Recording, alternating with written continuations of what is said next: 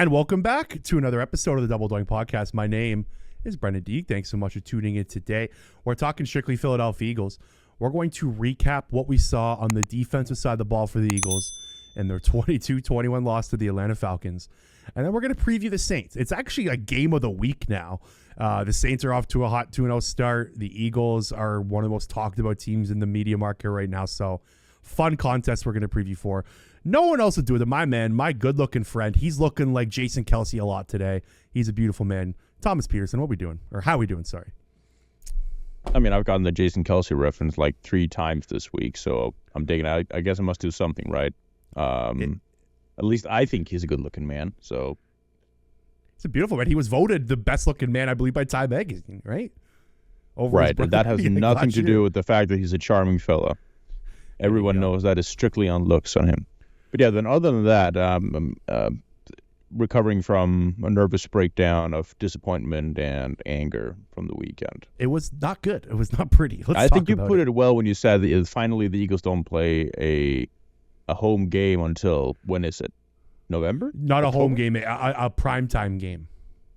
Until October 13th, or what is it? A primetime game. They don't play until Thursday night against the Jaguars. I believe it's November 3rd. Oh, yeah, November. Could be wrong. It was November. Yeah, so that's the next time they're on primetime. It's nice because we've had back-to-back primetime games, right? They were on primetime in Brazil, and then they were on primetime on Monday night. And it always feels like with this team, especially with Jalen Hurts led, like since he's been the starting quarterback, it always feels like the primetime games are just chaos. Like they can't just like win a nice game. I guess the Dolphins game dating back to last season was the last time they had like a clean win, and even then it was a little bit sketchy. So, you broke down the film. I also watched the run defense film from this game. That's where everyone's talking about the run defense, the pass rush. It was bad, Thomas. They could not get after Kirk Cousins. They could not stop the run. Bijan Robinson and that Falcons O-line basically did whatever they wanted in that game. Before we get to that, though, I do want to talk about the end sequence. The Eagles decide to throw the ball on 3rd and 3 late or deep into the Falcons territory late in the game. Saquon Barkley drops it. They decide to kick a field goal to go up 6. It takes the Falcons 65 seconds to drive down the field and score. What did you make of it? Do you think the loss is on, or I guess that part is on Saquon Barkley, Nick Sirianni, Kellen Moore? Who the hell is to blame for that end sequence, Thomas? I don't really have I don't have anything against the strategy of going for the pass in the situation, namely because it was wide open. I think what was maybe the issue with it was how well Saquon was running up until that point. The offensive line was really in a groove and they were moving, and so if you say that's a 2-down situation there when it's 3rd and 4, and then you have 2 running plays, I'll put my money on the Eagles getting 4 yards with the O-line of Saquon Barkley in those 2 plays running the ball. That being said, I don't mind the play. It's wide open, and like if you want to put the ball in the hands wide open in the flat of your $4 to $5 million running back, who is really good at that. I like the chances of that. What I don't like is the idea to make it a 6-point game instead of a 3-point game. That's where the whole thing falls apart. In fact, I think I would rather. I don't know if this is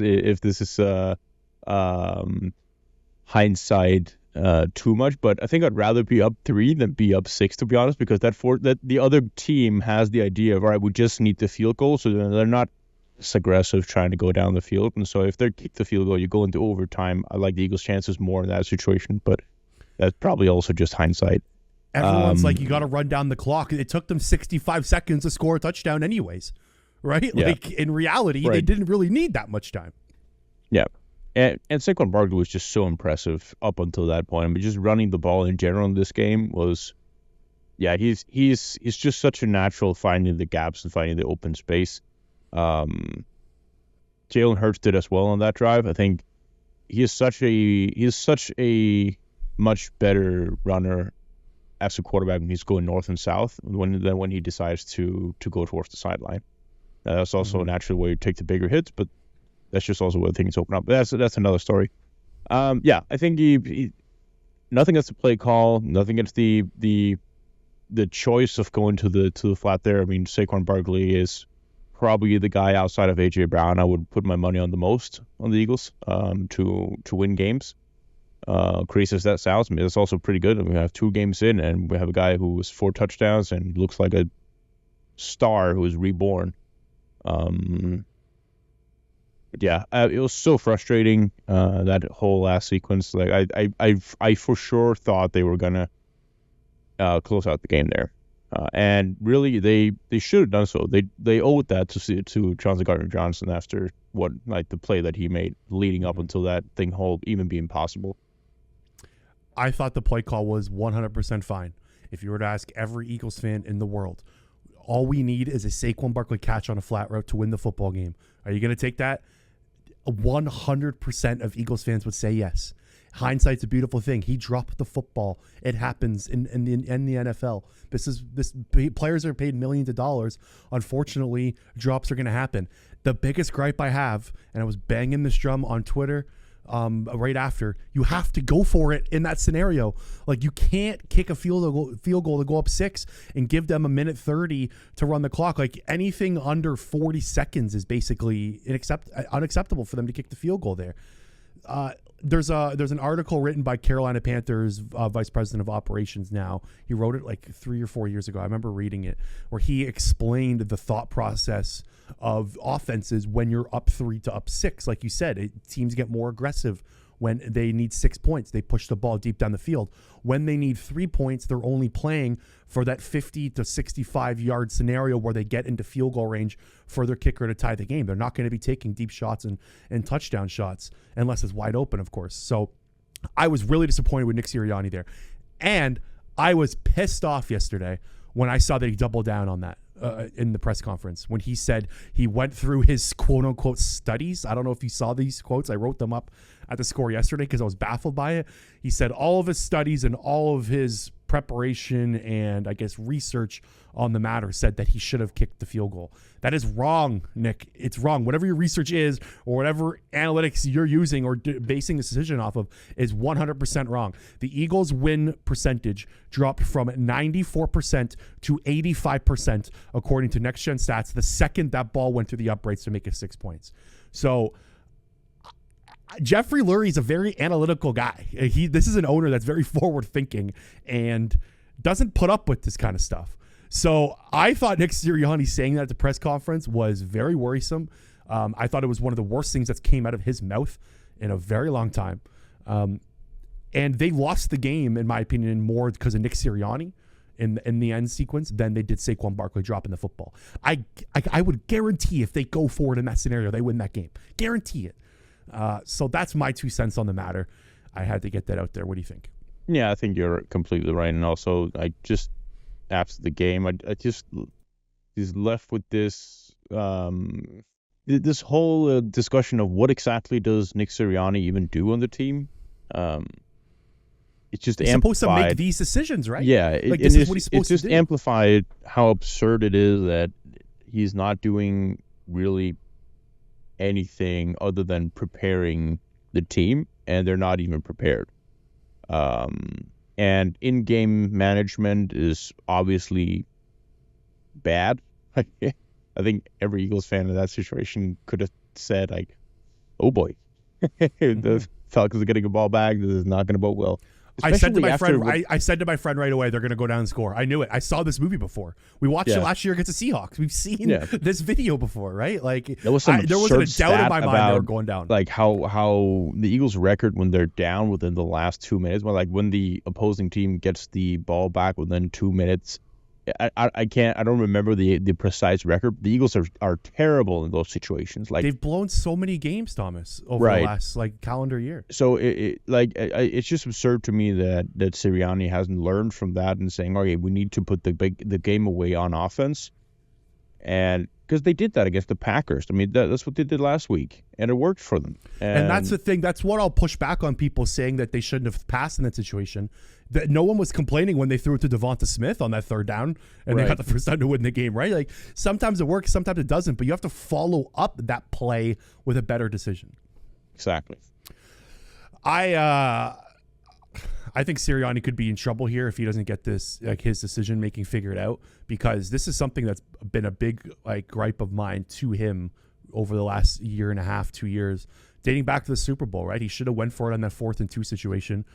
He punts it. He's just so inconsistent. Like, he goes for it sometimes. He doesn't. Like, he doesn't stick to his guns. Like, he doesn't have like a dictated plan going in every week saying we'll go for it in this situation, we'll punt in this situation. Like, be consistent, you know. And it just feels like he's winging it a little bit. Like, there was another one and they kicked. Yeah, the field maybe goal. he's trying to make it his own style too much. Like, just listen to the analytics. Like, don't try and outsmart everybody. We all know you're not that guy. Like, you've proven that already. So, and every analytical metric in the world said that going for it was the right decision. That's why I was so frustrated with his comments yesterday regarding the matter. So, right. I think he was the biggest reason why, and it was strictly because of that right. fourth down decision. But even before that play, just going back to the whole sequence of the play calling leading up to it, that play where Dallas Goedert motions on the hard counts, Matthew Judon actually jumps into neutral zone, that could have been a first down as well. Their game could have ended there as well. But neither on like Landon, Jordan, Cam, none of those guys moves or reacts when Judon jumps in neutral zone. That's Goddard was pissed. Did you see Goddard's reaction? Yeah, Goddard was pissed. He pointed at the guy like, just move. So, yeah. They really should have won that. It all kind of just came crashing down on them. Like, there's so many scenarios in that game. Like the Quinion Mitchell could have intercepted that ball. There was a few of them where it just didn't go their way, I guess. But rough ending for Quinion as well in the last Falcons set. Rough for Darius Slay as well. Are you kidding me? We'll get into Slay. I have some stats on him that I want to discuss when we do the Saints preview. Okay. Anything else on that kind of end sequence before we get into the rush defense and the defensive line?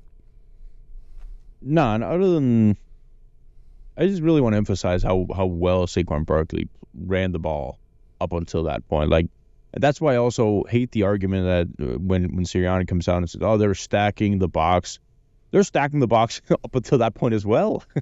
He still ran for like 8 yards and pop almost when.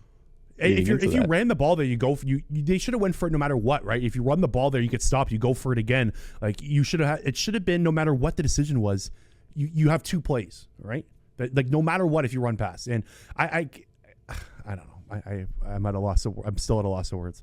What happened? Let's move on. Okay. I think we came a long way from the game in terms of being rational. Yeah. Okay. So the Eagles' rush defense and the defensive line has been the biggest topic of conversation in Philadelphia Eagles land this week, rightfully so. The Falcons' run offense bullied them. The Eagles are now allowing the most yards per carry on the ground in the NFL. Dead last was 6.4. That's very bad. That's brutal. Thomas, both you and I have watched the film from the Falcons game. I only watched the rushing plays. You watched the entire thing. Talk to me about what you saw. What's going wrong here? Just kind of like zoom out a little bit. Tell me what you saw. From a pass rush perspective or run perspective, or just let's start with the run defense. The run defense. Right. Okay. So run defense. I see. I'm not going to get into any specific names because it actually goes for a lot of the guys on the D line. I see a lot of poor discipline in terms of staying in gaps. I see a lot of when teams are going outside runs, stretch runs, pitches. And the offensive line is moving along, you'll see a lot of Eagles D linemen go ass side of that. So if I have to cross face from you to get to my gap when you're all moving in one direction, I want to get in that gap still. I want to kind of like dance along with the line, put a shoulder in the offensive lineman, and then move along with the line and close that gap. Sometimes you'll see, especially Milton Williams, I pointed out, so I said I wouldn't do it, but I'll do it anyway. Especially Milton Williams had a rough tendency of, just swimming over the guy because it's easier, and then it can work. You can chase it down from ass side if you're quick enough, and if you move along with the line. You see Micah Parsons do that all the time. It works for him because he's really fast, so he can close that gap behind the offensive line. Eagles can't do that, and so when you go that side, you open up an entire gap that is unaccounted for. And that just happened way too many times with Bijan Robinson, who found those gaps. There was one play in particular, the Milton Williams thing, where he swam over the guard to the C gap, and then the run came right through the B gap where he was supposed to be. Right, and the entire thing opened up like it was a massive gap that opened up. That's what's especially vulnerable when you're going against a stretch offense. Because they'll take that one. You just need one opening, they'll explode through that, and it's really worrying. Like considering their biggest challengers in the NFC are the Cowboys and the 49ers, who love to run the exact same run concepts over and over again, and then run boot off of that. Yeah, so that was one thing. Gap, like not being disciplined in gap responsibilities, because I think overall, especially Nakobe Dean, this game played really, really well. Like he was fast flowing through Dean that played side. well? I think he played well because he was one of the guys who stayed true to the discipline of where he was supposed to go. But you're just leaving everybody in a bad situation when you're leaving that one gap open, because everybody has to turn on their heels and start making tackles off ankle, and you'll just look bad. You put the entire secondary and the off-ball linebackers in a bad spot doing stuff like that and not being able to stand your ground there. Second thing I notice a lot of is the guys in the middle are unable to disengage on blocks and then close down gaps. Jordan Davis had gaps, but he just never made the tackle because he was not able to get off the block. I think he missed 3 tackles in that game. Like just he couldn't wrap up. Yeah, I think that's generous. That's a generous number because it doesn't account for the plays where he actually, like, those are missed tackles where he disengages and then misses the tackle, like goes off it. It doesn't count the plays where he's supposed to disengage and then make the tackle afterwards. But the same goes for Jalen Carter. Same one for Milton Williams. Literally the only guy who consistently did, and I can't really say consistently because he was only in on about like 9 snaps total, but it was Thomas Booker. Yeah. He did He has that. more tackles than every other defensive tackle combined right now on the team. Right, and even when he didn't make the tackles, he still maintained good leverage within his gap. And then really just the lack of physicality from the edge players, namely Bryce Huff. I've never seen a defensive line get pushed around that much by tight ends than what I did in this game. Like, Kyle Pitts is not a phenomenal blocker. Let's not kid ourselves into thinking that. He's a good player. He's skilled. He's not a great blocker. And he made Bryce Huff look like that rookie 4th round defensive lineman who went into an NFL game for the first time. It was bad. And that's not even commenting on the pass rush. That's solely run defense. I think the best edge rush defender in the game was Nolan Smith, and it wasn't pretty for him either. Mm-hmm. Yeah, I actually saw the same thing. I thought Brandon Graham didn't do a very good job on the edges there in runs. Josh Sweat made a couple plays, but like again, he was doing the same thing. It's almost like every play with him is a pass rush scenario. Like he's never playing the run. Bryce Huff was getting bullied in this game in the run. You brought up like the tight end. There was one play where it was like, I think it was the Falcons' backup tight end just takes him for a ride on a stretch run. I saw the same thing with you with the gap control. That's their biggest issue, which if you're an Eagles fan, I think it's positive because it's stuff that can be fixed. I don't think it's a lack of talent, really. Like, I do think they have enough players. The other thing, too, that they actually talked about the press conference today, which I noticed, they were cut blocking Zach Bond on basically every single inside run, and he was not ready for it. Vic Fangio said that they noticed it on film, and he did not play it well either. There was like 3 plays where Bijan was running just wide open through the middle because Zach Bond was on the ground. And this is something that the Falcons obviously saw during the week and said, we can do this to him. He has never done it. He's new to inside linebacker position. I thought Zach Bond did not do a good job at all in the middle. I actually saw something different than you. I didn't think Nakobe Dean played very well. I thought he missed a lot of gaps. But he made the most tackles, I believe, on the team in the game. Like he did make a couple plays, but I thought overall, like, there wasn't like one player on the front 7 that had a good game. Yeah, no, don't get me wrong. Nobody stood out. No, I actually thought, here, let me throw a take your way. I actually thought Jordan Davis was probably the best one. Like, I thought he was like, I heard Fran Duffy, who's works for Fly Sports now. There was a clip circulating of him talking about this, and I saw the same thing. I thought he did pretty well. Like, not pretty well, sir. Like, okay, I guess. Like, he was the least of their worries in the run game, and he's getting torched on Eagles Twitter right now. The pass rush juice isn't there, don't get me wrong, but I don't think he was like a run liability, I guess. No, but when you're his, like, that's the thing. That's what he's supposed to really excel at. Is like, we're not supposed to talk about Jordan Davis being a run liability. We're supposed to talk about him being a massive strength in the middle, and he just Sure. isn't. Like, he doesn't provide you any pass rush ability, and he's not good against the run. That's really where you're at with him. He's okay. He's not bad. He can take on a double team occasionally. Sometimes he'll win a block and maybe even make a tackle at some point. A player here or there, he'll push back. But that's the thing. When he goes single block against someone with his size, he's supposed to move the line backwards. That just doesn't happen. So it's not good enough for him to not be a liability. He's supposed to be better than that for what he's supposed to be good at. Mm-hmm. And yeah, I think like you said it well. Like, nobody stood out in any really positive way. But it's just really difficult to find. It's difficult to find a like systematically go through gap assignments when it looks as bad as it did, because like, who's supposed to be where when you're running through traffic and you have to react to what your own D-line is doing. It's just really hard to play linebacker. So in that regard, I think I ease off a little bit more on Dean and Bond, just because it's so hard to play linebacker in those situations when your interior line is so bad. That's fair. There were a couple of times where offensive linemen were just getting up to the second level and taking Dean away, and he's just not that bruiser that's going to. And in that case, you want your D line to make the play, because that means they're getting single blocked in that case. Yeah. Okay. I guess let's put a bow on this. Do you think it's fixable? Like, what's your confidence, I guess, going forward in this?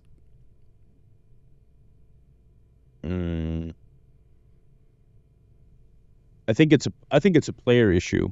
More than it's a scheme issue. And that's what worries me a little bit. Can they develop throughout the season and play better together? Sure, why not?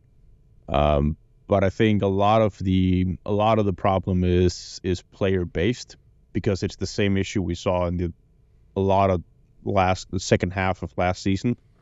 I think it's fixable in terms. I think you can make it easier and play around it with a different type of, if you go more aggressive and you don't have to think gap as much as you have to, like, you got this gap, you blitz here, blah, blah. Like, if you have more predetermined gaps, it's easier to play, but it also makes you more vulnerable to big plays when somebody misses an assignment, because you have less of a safety blanket in those situations. So I think it can be eased up and corrected a little bit more with scheme, but I really think there is a player issue. Yeah, like, if you kind of take a look at the offseason, the only in and out from the D-line was Reddick and Huff, right? Like, this is basically the same squad. And Thomas Booker, I guess, but Fletcher Cox. Fletcher Cox too. Yeah, like, they didn't add, I guess. They're banking on these Georgia guys. They're banking on Jordan Davis, Jalen Carter, Nolan Smith to take that step. And as of right now, like, they're not, I guess, like, above average players. They're either average to below replacement. Something that really caught my eye today when I was planning for the Saints preview is it's something that I noticed on film is they're just not tackling well, Thomas. Like, there's so many missed tackles, and the stats back that up. They've converted only 81.1% of their tackle opportunities. That's the third lowest rate in the NFL right now.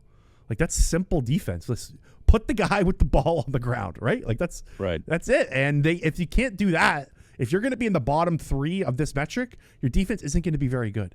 So that's like, people like to shit on Chauncey Gardner-Johnson after the game here, but like, let's be fair. He's the most physical guy in the defense. Like, he brings more energy than anybody else. That's what you're going to get from him, right? Like, that he's going to take swings. He's going to be over pursued sometimes, right? And you're going to take the big with, like, the bad with the good.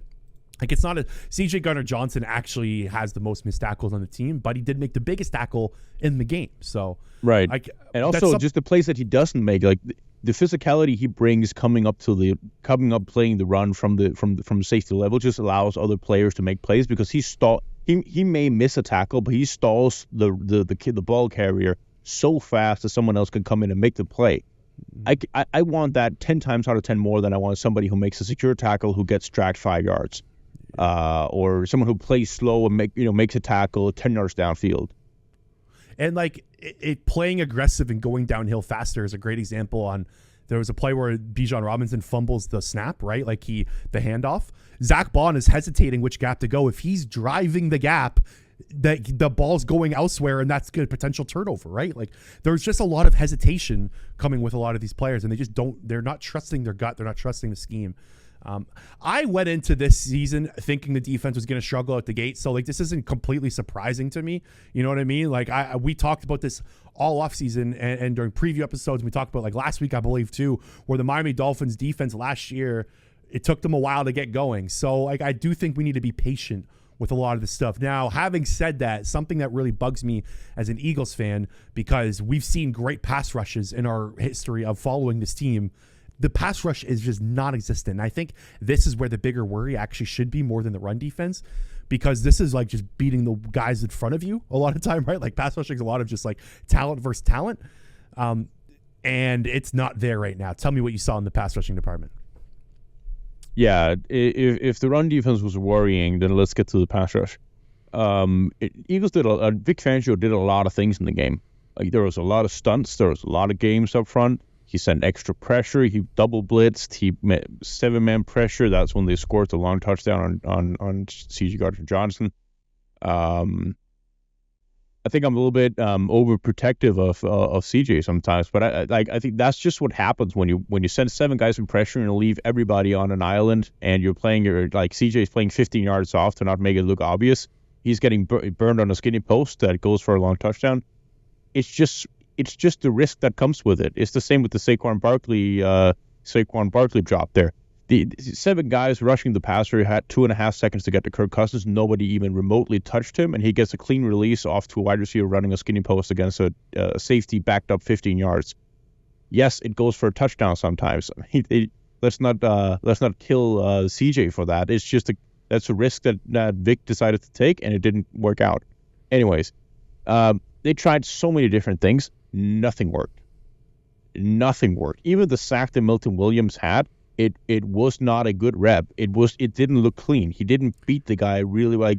It was the guard kind of falling over. Yeah, he kind of chipped into Kirk Cousins. The only really good play they had was Brandon Graham. That was more of an effort play, and they called back on a defensive holding. And I was going to say that was even over 3 seconds long. Right. I wanted to bring up that play. It wasn't like a true before 3 second set. Right. Like it was still kind of like you said, an effort play. Yeah. I think the only guy who really had no positives in my pass rush sheet here was Moro Jomo when he got in the game. I think he at least rushed the passer with intensity and with violent hands. I did not see that at all from Josh Sweat and Bryce Huff. If they weren't tripping and falling down, they'll just rip without anything else, just rip underneath the tackle and get driven into the ground, and then really nothing else happening from there, or they try a bull rush and get absolutely stonewalled immediately. Jalen Carter does this quick swipe, and if that's taken away, he doesn't really counter with anything. Jordan Davis tries to bull rush all the time, stands up too tall, doesn't get any energy moving forward. Milton Williams, really nothing special that he had going on in the game. Nakobe Dean blitzed a lot in the game. I gave him a little bit of props in the run game. He was terrible rushing. He didn't have any plan when he was going against Bijan. He just kind of went right into him. Then nothing happened from there. Bijan played a hell of a football game, man. Yeah, like in pass really blocking, good. Run ball, like right. He was phenomenal. CJ, Bijan, and Saquon, those the stars of the game. Really, it was. I mean, if you weren't a fan of either team, that game was fun to watch because of those 2 guys. Mm-hmm. But yeah, Eagles got flat out dominated in every single aspect of the Falcons O-line versus Eagles D-line. Do you think that this team practices stunts? Like, what? They are such a bad stunt team with their pass rush. They never, there's never a free guy. Like, I was trying to remember what game I was watching. I think it was the Chargers-Panthers game. Like, those guys, like the Chargers front is so good at stunting. Like, there's just, for some reason, I don't know what it is, but the Eagles D-line just never in like a cohesion with their stunts. And this goes back to this isn't just a Vic Fangio thing. Like this dates back to Gannon as well. Like, I don't know what it is, but it feels like whenever they get the sacks, it's because it's a one-on-one. Hassan Reddick beat the guy. Josh Sweat beat the guy. Like, I feel like they can't free up defensive linemen on this team. I don't know what it is. Are you catching this too, or am I crazy? No, I think you're right. I just think it's beyond me how did they break the sack record for team? Yeah, the 2022, they had 70 of them things. That's what I'm saying. That's what's so disappointing to me about this is because we've seen such good pass rushers as Eagles fan. This is supposed to be a strength of ours. Like, this is something we're used to, right? Getting after the quarterback. Well, they're on pace for 10 sacks in the year now. There was a play where Bryce Huff was literally almost on the sideline on a pass rush. Like literally almost on the sideline. Like the tight end, I don't know what he was doing. Like, he ran so far outside, the tight end was supposed to chip him, and he chipped him basically to the white paint. He was terrible, man, getting after the quarterback. And that's the player I'm worried about the most right now. I was very high on Bryce Huff getting into the season, so I might be eating one here. Because he put on very good film with the Jets. Like, that's what's baffling about this. Like, he looks like a different player.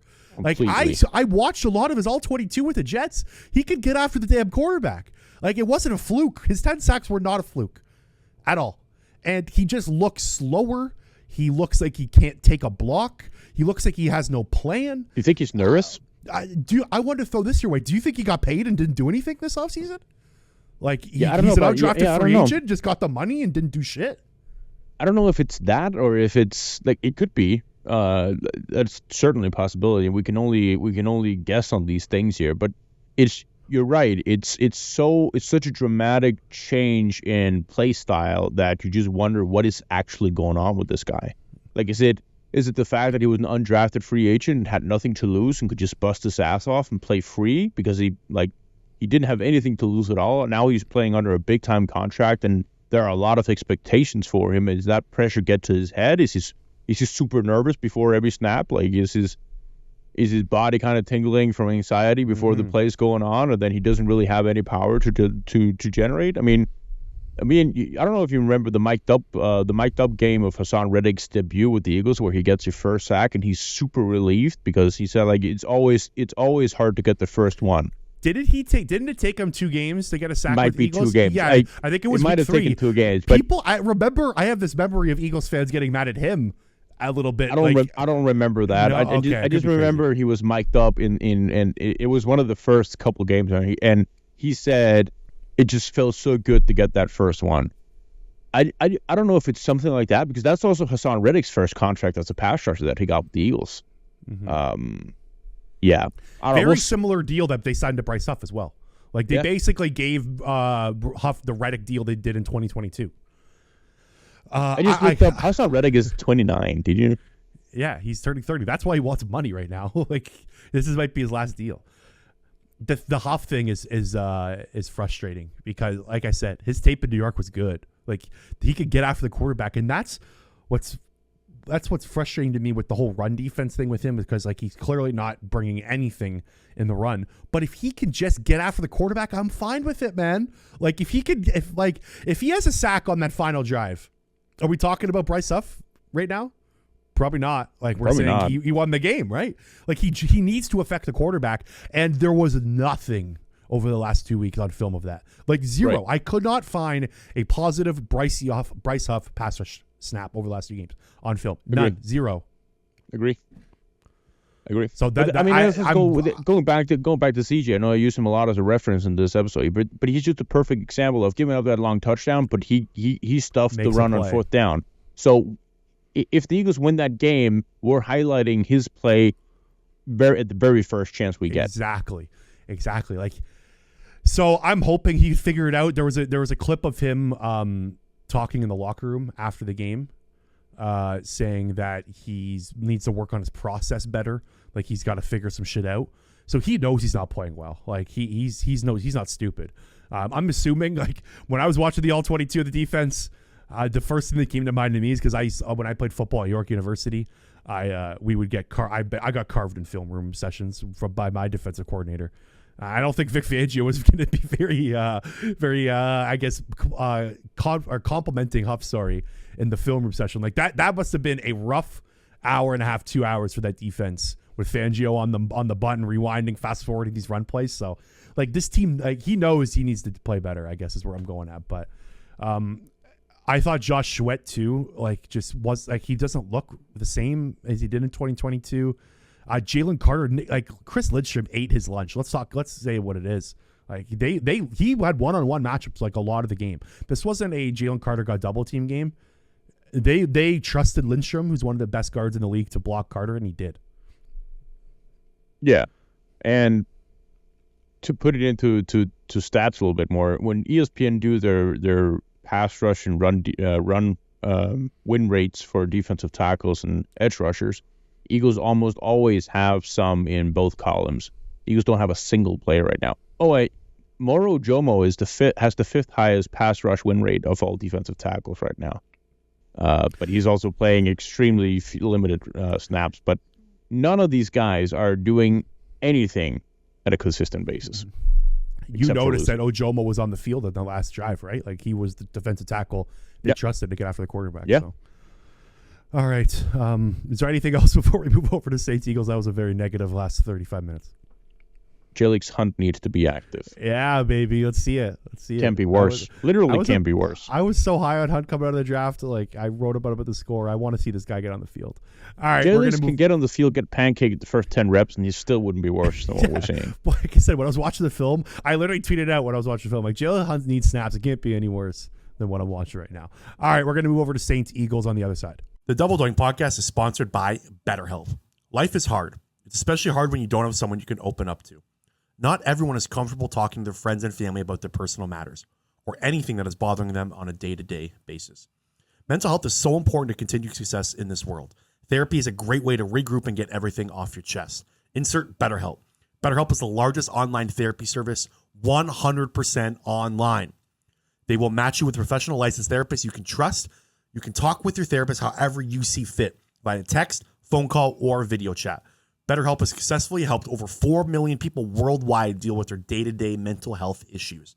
Use the link in the podcast description to get 10% off your first month at BetterHelp. And we're back on the Double Doink podcast. Time to preview the Eagles matchup against the first place team, the best looking team in the NFL right now, the New Orleans Saints. They head down to Louisiana. What could possibly go wrong? Yeah. It's hilarious that they're ball men on every single major statistical category right now, on offense and defense. The Saints are either first or second. EPA per play, EPA per dropback, EPA per rush, success rate on both sides. They're playing really good football. So let's start with this Eagles offense versus Saints defense. We haven't talked about the offense yet from the Falcons game. What are you looking for in this matchup? How can the Eagles defeat Dennis Allen's defense? Does A.J. Brown play, do you think? I don't think so. No, I don't think so either. Is there an injury report yet? We're recording this Thursday afternoon. I don't think we've got one yet from today. No, not from today. We had one yesterday. It was a bunch of guys who were limited participants for the Saints. I believe Marshawn Lattimore was out against Cowboys. He was a limited participant on Wednesday. Yeah, Tyrann Mathieu I think was limited as well. Other than that, they're looking pretty healthy. Yeah, I think for the Eagles' success, it really runs through Saquon Barkley. Still, I believe. I think it's going to be a game where you want to rely on your offensive line going against a Saints defensive line that isn't the best, I guess you could say. Definitely, like Cameron Jordan's still there. Obviously, he's a good player. But it's other than that, I mean, if Demario Davis is probably your biggest issue going against the run guy's defense. Like 38. Guy's like 55 years old and still playing Premier Ball. Yeah, I mean, it's amazing. His age is like fine wine, man. Yeah, it's amazing. But I think I don't think there's anything specifically for the Eagles to do here. I think it's important for Hurst to keep getting in a positive direction, a positive rhythm in the Kellen Moore offense without spiraling out of control of poor decision making and really not seeing the field and scrambling out the pocket prematurely. I think he did a really good job of that actually in the past few games here of relevantly reacting to pressure coming in the pocket. Mm-hmm. What do you see? Is there anything particular you'll be attacking? when he stepped up in the pocket and ran on that fourth down, that was beautiful. Like when he went right through the heart of the line, that was one of my favorite Jalen Hurts runs we've seen from him in his career with the Eagles. That was really nice to see. And like we talked about the previewing the game as well, like it wasn't a designed run for him. Like he's better running when he's scrambling than he is when it's designed QB running. And like the design runs, like that counter run where they had in the red zone 2 was beautiful. Like when it was he fakes a drop back and they have the puller come through. Like I don't like the RPO runs when Hurts keeps it on the RPOs. Now the other thing is too, the RPO passing game is just not working at all. Like they can't stay. Yeah, like Cam Jurgens is like 2 penalties. He's playing really good. Cam Jurgens like blocking, but the RPO thing has to get figured out there. I would actually just ditch the RPO playbook in general from the Eagles right now. But with the Saints defense, they play a ton of man coverage. They're playing man coverage so far to 53% rate in the NFL. That's second highest out of any defense in the NFL. They're also playing the second highest dime coverage. Now, the dime thing can be contributed to the fact that they've been up in games so much. So teams are running 4 wideouts, right? They're playing 3, 4, 5 wide receivers like the Panthers had to do in the Cowboys. So they have to put more defensive backs on the field. So I don't know if that dime thing is really sticky, but it's something that caught my eye as well when I was studying them. I think this is going to be a huge Kellen Moore game, Thomas, because of the man coverage. They're going to have to find ways to get free releases for Devonta Smith. If it's only him, they're going to have to find ways to motion these guys around the field, get the matchups they want. They're not going to be able to just pick apart zone because that's not what Dennis Allen likes to do very much. And it sounds like Marshawn Lattimore is going to play. He's he's a very good cornerback, so they're going to have to get Devonta Smith away from him. And the defensive line thing I want to talk about because I don't think this defensive line is very good. Carl Granderson's playing well. He had 7 pressures against the Cowboys last week. Cam Jordan's getting up there in age. Like this is a D-line that the Eagles like. The biggest benefit the Eagles have in this game is their O-line against the Saints D-line.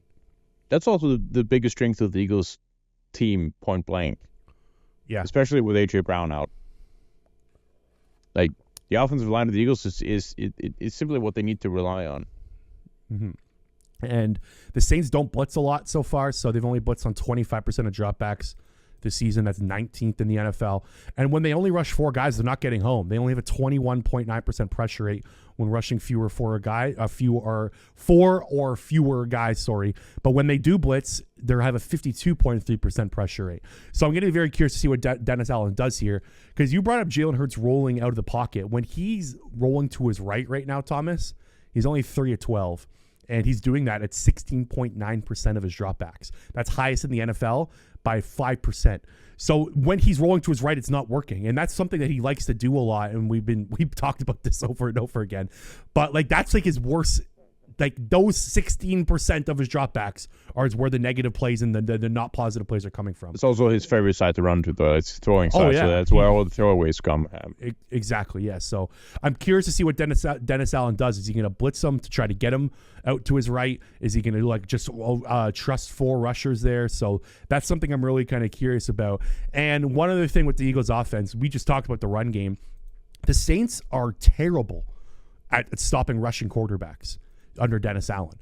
They allowed the 4th most yards in the NFL last year to opposing quarterbacks on the ground, the highest yards per carry by any team with rushing yards by the quarterback. Do you remember? We remember this. Remember Jalen Hurts ran like crazy against them? That was 2021, I believe, right? When he had that huge rushing game. They called Granderson lost his ankles. Exactly. So I actually think this could be a big Jalen Hurts on the ground game. Now, I would like to see better design rushes, not for the RPOs, those counter plays. So like Jalen Hurts ran for like 85 yards last week. I think you could see something similar here. Yeah. It should be a really an offensive shootout here with the like 2 what I think they're both top 6 DVOA offenses. Yeah, like that's something Eagles fans can be positive right now. The Eagles are very like high on every offensive category right now. Like their offense is they finish in that, if they convert on that 4th and 3 there, it's a completely different ball game. Like they also left points on the board in that Packers game when they scored 34. Like they could have back-to-back 30-plus point games here. So the offense is working. There's little things that I would like to see better. Like Dallas Goedert. I don't understand why his targets are so low. Get him the football more. He really good. Wow. Yeah, like he's a good football player. He hasn't lost a step yet. Like not that I'm seeing. So I'd like to see more design touches, more like Hurts just need to find him. He's open. Do you remember that one play they spammed the hell out of in 2022 where Goddard would come on the boot, they would fake the run, and Goddard would be wide open in the flat? Like something along those lines, like just force feed him touches. I really am baffled by his lack of usage so far. And they're going to need, like, they need him to step up if A.J. Brown's gone. Like, they need to find a way to get him the ball. Let me throw a Covey take your way. I actually didn't think he played that bad. No, he didn't. No. He did what he was supposed to do. Yeah, he did his thing. That one catch where Jalen Hurts rolled out to his right, I believe, was one of the only like positive plays he's had rolling out to his right. Covey worked the field. He got open. Like, he kept forcing going down to the right sideline. So, like, that was a positive play. He had the one taken away by the flag as well. Like, I thought he did okay with the amount of, like, I don't think I would force feed him 7 targets in the football game, but I thought he handled his usage well, I guess is where I'm saying. Yeah. One more thing just on the run defense for the Saints. They're first in EP per play and success rate against the run. They were first last year, and this is a tough defense to run against, but the Eagles have had success doing so. Rushing against the Saints. So, like, a good run offense will beat a good run defense. I don't think it should shy away from Saquon Barkley and be pass happy because of this. True. Yeah, you're right. All right, other side of the ball, the Eagles defense versus the Saints offense. So, just like everyone predicted, the New Orleans Saints have the best offense in the NFL. They are rolling right now. They have 11 touchdowns. The next team only has 7. Is like baffling numbers. They are just torching teams on the ground right now and through the air. Derek Carr is doing very well throwing the ball deep down the field. Rashid Shaheed, has been awesome deep down the field. 33% of his routes have been 15 plus yards or longer. That's third highest in the NFL. That's crazy. They're pushing the ball deep and they're running the football very well. Thomas, if you were Vic Fangio, what are you telling your boys heading into week 3? I have no idea. Just to elaborate on that DVOA, just to give a little bit of context for it, the Saints are the number 1 team in the offensive DVOA. They're almost twice as good as the second in Buffalo Bills. Mm-hmm. Eagles defense is second worst in the NFL, despite having a top 6 offensive DVOA and a top 10 special teams DVOA score. They still rank in the worst 10 teams in the entire NFL in terms of total DVOA. Mm-hmm. That's how bad it is. I don't know. I'm just gonna sit down and pray that Eagles makes a play here or there. The strength of the Eagles against this team, I think, is coverage. It goes back to what we're saying. Like, they can't stop the run. They can't pass rush. So you're hoping in a game like this that the Eagles are fortunate to create some turnovers one way or the other, to just add as many points as possible to get in a shootout. I'm not too worried. I think with Eagles secondary, I just noticed just right now that Chauncey Gardner-Johnson is not at practice. It doesn't appear. We'll see. If he's out, that's a massive loss heading into this game. But it's just another one of those games where, like, you're going against Alvin Kamara, who looks rejuvenated, and you have a bunch of guys who are probably going to be taking the top off of your defense. So I think it spells recipe for disaster. Mm-hmm. They play a different style of offense than the Falcons do. The Falcons run a ton of 11 personnel. The Saints run a lot of heavy sets. They are dead last in 11 personnel usage so far this season, which I thought was interesting. They run heavy sets and they run play action behind it. Lots of in-breaking routes over the middle, lots of deep crossers, stuff like that. And the reason they do that is because their offensive line isn't very good and very talented. And since the offensive coordinator, Clint Kubiak, is running these heavy sets and using a lot of play action, 47%, the highest in the NFL, the Saints O-line's allowing Derek Carr to throw at the highest second rate in the NFL. Like, he's got the most time out of any quarterback so far. And the play action rate was also affecting the defensive line.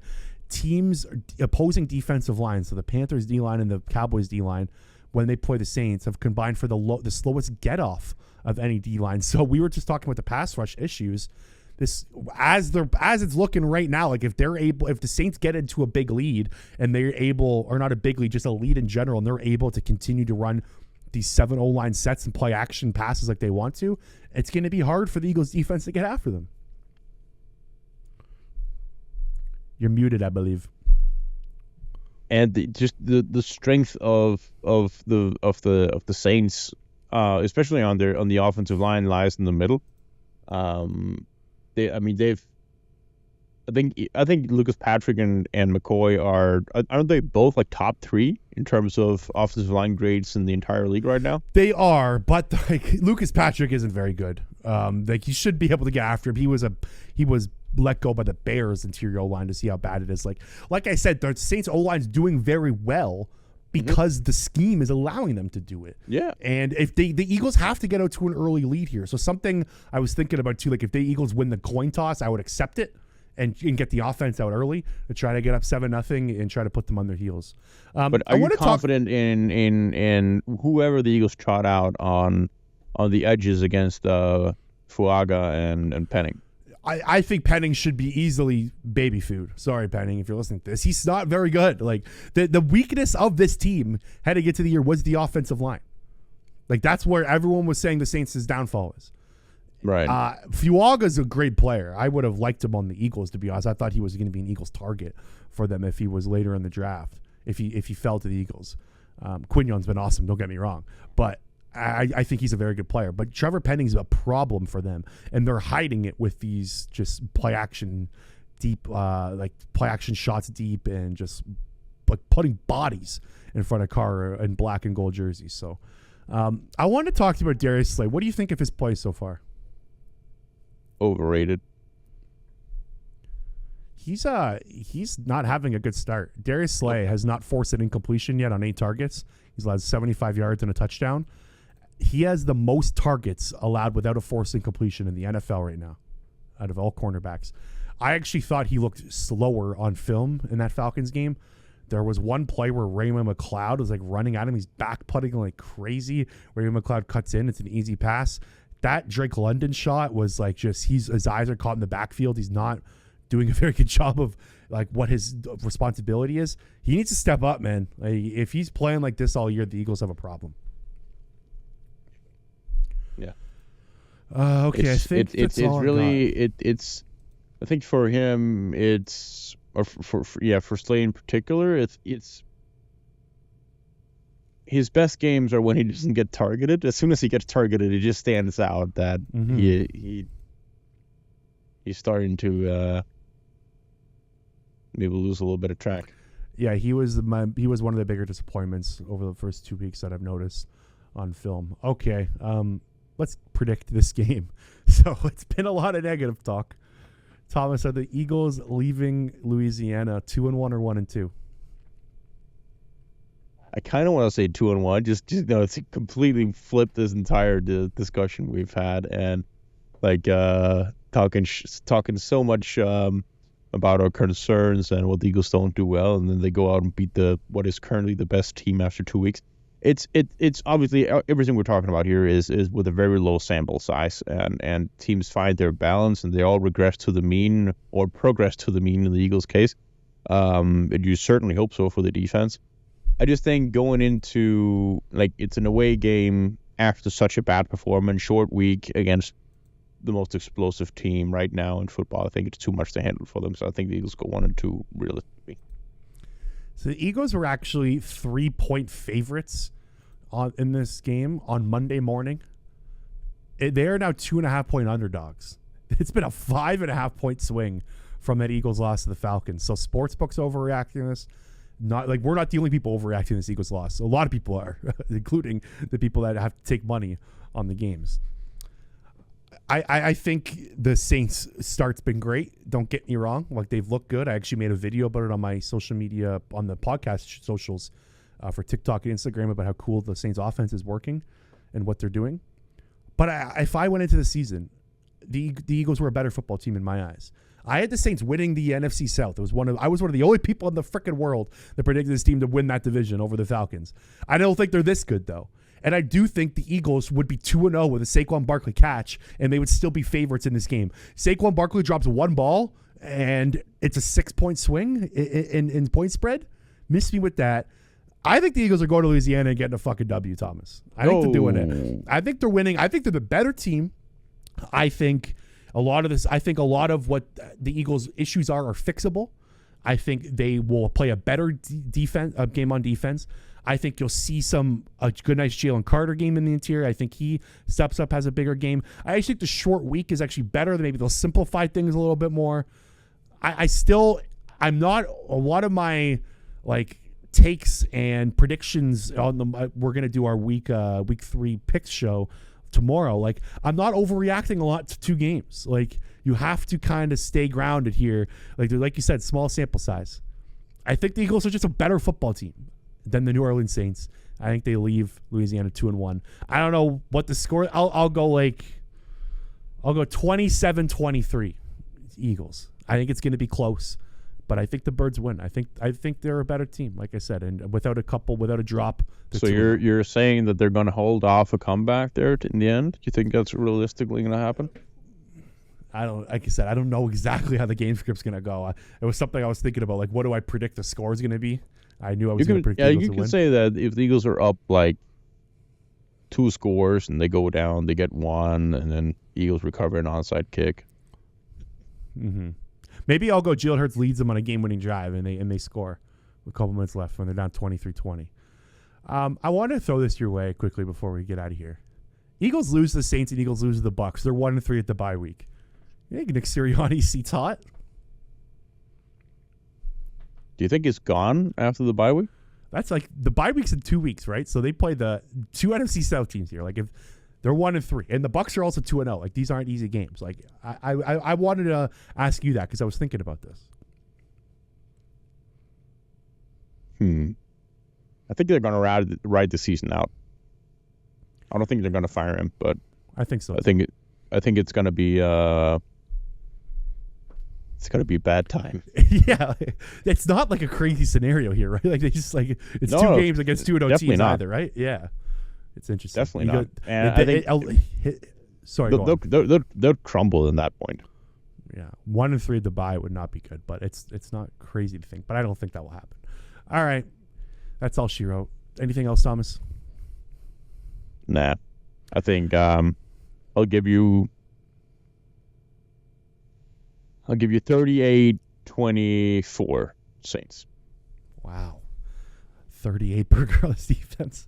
Ugh, that's something. I hope that doesn't come to fruition. I don't want to watch any more bad defensive film like you did in week 2. All right. Hit the subscribe button on the podcast if you can. That'd be greatly appreciated. Hit a like on the video too. If you're still watching on YouTube, hit a like button. Helps with the channel. If you're listening wherever you get your audio podcast, please subscribe there. Thomas and I will be back some point next week. Please check out our week 3 pick segment, which will be dropping tomorrow, and we will talk to you later.